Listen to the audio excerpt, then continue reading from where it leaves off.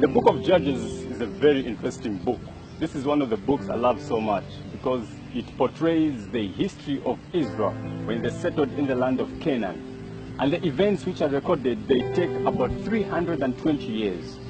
This is a book that shows the history when Joshua died until the time when Israel had the first king, that is King Saul. And so the book of Judges is a book of drama. The book of Judges is a book of action. It is a book of war. It is a book of love stories.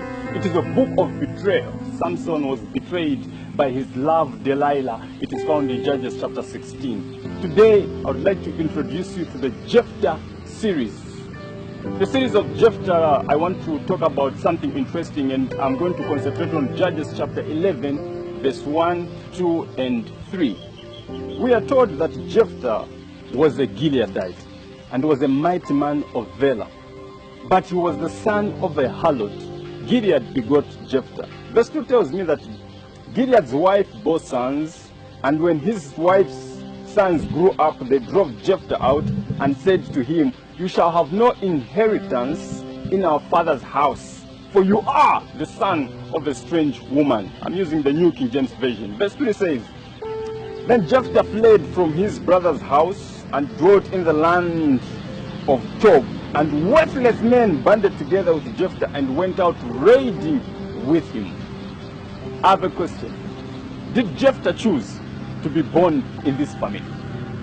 How many of us chose to be born in the families that we are born in? The answer is very simple. None of us. We just found ourselves being born in these families that we are in. So Jephthah grows up, and as the young man is growing up, a young man shows some leadership talent. Jephthah grows up, and as he grows up, you can see that this one is going to be a mighty man. Jephthah grows up, and as he grows up, you can see that this one is a military strategist and a military general.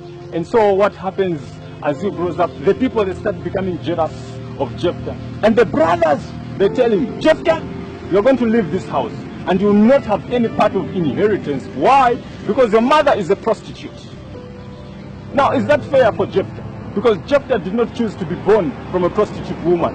It is the father who went and looked for this prostitute and had Jephthah as a son. Now, is that fair for him? Now, look at this interesting scenario. When you compare Jephthah and Naaman in 2 Kings chapter 5, verse 1, you discover that Naaman, the Bible says, he was also a commander of the army of Syria.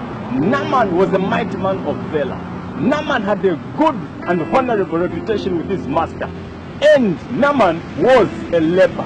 So the problem with Naaman is that Naaman has the personal problem, which is leprosy. With Jephthah, the opposite is true. Jephthah doesn't have a problem as an individual, but the problem is with his parents.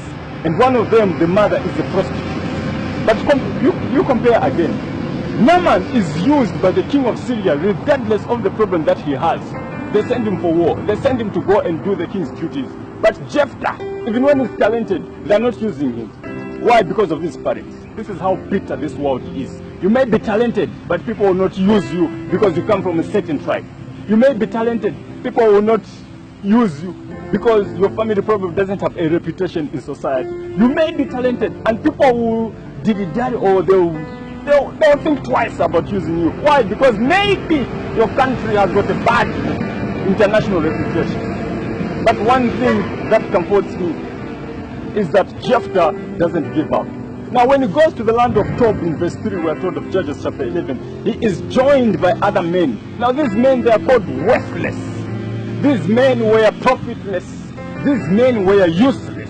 But they joined with Jephthah because them in their uselessness, they identified that Jephthah is a military strategy. Them in their profitlessness, they saw that there could be some profit in this man. And he became their leader. And they started raiding different houses. So what is happening? A man who had military talent, who had military brilliancy, comes up and forms a little gang, and they started raiding that instead of forming an army with Israel. I have a problem when I look at this passage. People are not using what they're supposed to be used in terms of talent. And so Jephthah becomes a street kid. Where was the father when Jephthah was growing up and the boy was being tossed to and fro by his brothers? Where was the father when Jephthah walks around in society and he's being insulted? "No, your mother is a prostitute, your mama is a prostitute." Where was the father when Jephthah could not be given any inheritance because of his parentage? Where was the father? We have a lot of fathers now who are very absent in the lives of their children. They are present physically, yes, but absent in parental responsibility. That is why some people have become street kids, not because they wanted to, but because there was a father who was absent. That is why some young people right now, they've become hopeless and worthless because there's a man who was supposed to take care of them, but is not doing his parental responsibility. I love a passage which comforts me in Isaiah chapter 9, verse 6. For unto us a child is born, unto us a son is given, and his name shall be called Wonderful Counselor, the Mighty God, the Everlasting Father. Now, Everlasting Father is one word that you have to underline there. Why? Because the Everlasting Father is going to be there when our fathers are not there. The Everlasting Father is going to provide protection when our fathers they are not doing that.